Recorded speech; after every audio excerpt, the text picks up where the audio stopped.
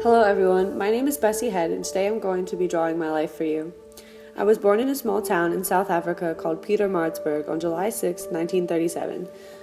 My mother was too ill to take care of me, so she put me up for adoption when I was a baby. However, they soon realized that I was not white and put me up for adoption. I was then adopted by Nellie and George Heathcott when I was still an infant. At this time, and for a lot of my life, I thought that Nellie was my real mother. However, I would later find out that this wasn't true. I was sent to a strict boarding school for colored girls at the age of 12. I hated it there at first. However, as I stayed there for a while, I grew more fond of it. I was sent to court because my boarding school wouldn't let me visit Nellie. This is when I found out that she wasn't my real mom.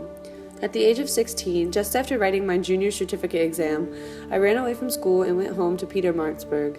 I returned to school after thinking about it and fortunately passed all of my exams. At the age of 18, I graduated from St. Monica's and immediately started teaching at Clarewood Colored School in Durban.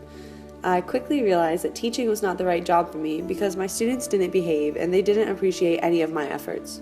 So, I resigned from teaching and took a train to Cape Town, where I eventually became a reporter.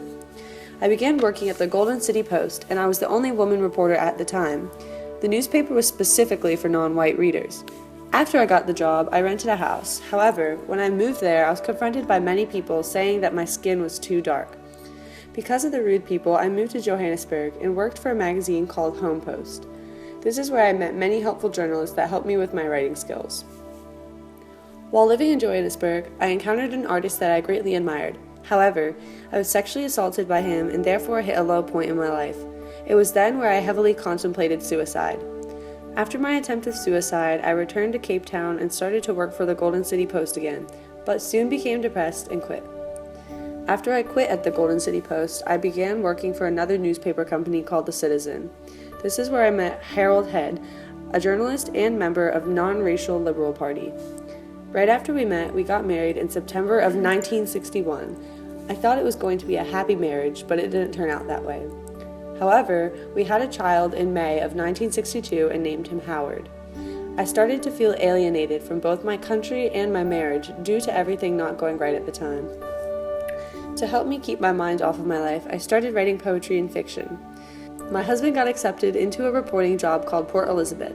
Several months later, my son and I followed him there, but didn't stay for long. I moved to Saraway, where it seems like a new beginning, but I encountered many problems there, so I moved to Francistown. However, I also encountered problems there too, so I moved back to Saraway.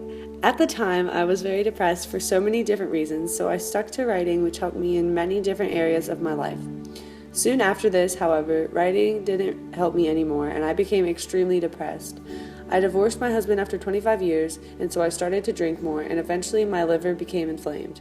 Because of this, I died on April 17, 1986.